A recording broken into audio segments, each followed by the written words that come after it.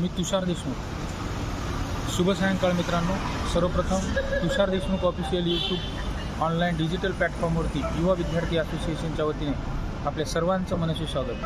तर मित्रांनो, आज तुमच्याशी या व्हिडिओच्या माध्यमातून संवाद साधण्याचं मुख्य कारण म्हणजे जो की आपण निरंतर पाठपुरावा आणि केवळ युवा विद्यार्थी असोसिएशन हा मी एवढा ठामपणे आणि जाणीवपूर्वक इथं नमूद करू इच्छितो, कारण 24/4/2026 रोजी म्हणजे 24 एप्रिल 2026 रोजी आपल्या आदिवासी विकास विभागाअंतर्गत अनुदानित शासकीय आश्रमशाळा ज्या आहेत त्याचा पाठपुरावा कुणाच्याही लक्षात नव्हता, निदर्शनास नव्हता आणि त्याचं स्मरणसुद्धा नव्हतं.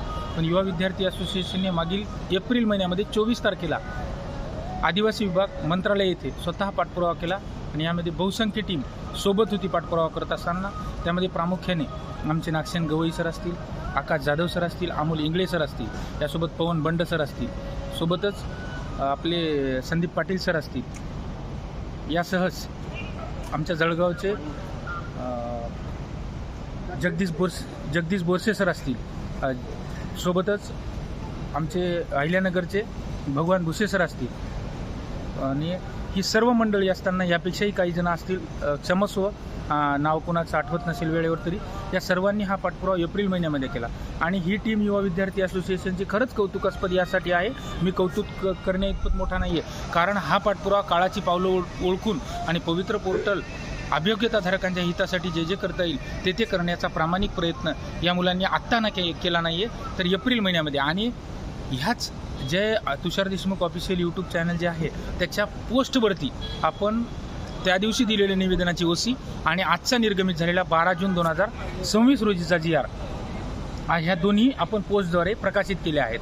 म्हणजे आपला पाठपुरावा आजच पत्र निघालं आहे म्हणून क्रेडिट घेतोय का प्रत्यक्ष खरं युवा विद्यार्थी असोसिएशनच्या ज्यांची आत्ता नावं घेतली त्या राज्य कोर टीमने जिल्ह्याभरात काम करत असताना, प्रत्येक जिल्ह्यात स्वतःच्या पूर्ण महाराष्ट्रभर 36 जिल्ह्यात काम करत असताना त्यांनी मंत्रालय स्तरावर सुद्धा तेवढाच पाठपुरावा महत्त्वपूर्ण होणे हे गरजेचं होतं आणि त्या दृष्टीने पाठपुरावा केला. तर हा GR निर्गमित झाला आहे. हजारो पदे येतील आणि हजारो पदांच्या माध्यमातून हजारो चुली पेटण्यास मदत होईल आणि हजारो बांधव पवित्र पोर्टलच्या माध्यमातून शेवटच्या घटकापर्यंत न्याय जाईल. आपण फक्त यूट्यूबच्या माध्यमातून 2 आकडी मिरिट येईल हे न करता प्रत्यक्ष कृतीयुक्त काम कसं करण्याचा प्रयत्न करून प्रत्यक्ष जागा पवित्र पोर्टलला येतील यासाठी मनोमन प्रयत्न करतोय आणि ते कृतीयुक्त आपल्याला दिसूनच येतं, वेगळ्या शब्दात सांगायची गरज नाही आहे. तर त्या दृष्टीने आज केलेल्या पाठपुराव्याचं फलित आपल्याला आणि कुठलेच परिश्रम वाया जात नाहीत. प्रयत्न आणि ती वाळूचे कण रगडीता तेलही गळे. म्हणून आजचा 12 जूनचा जो GR आपल्या सर्वांनी बघून घ्यावा.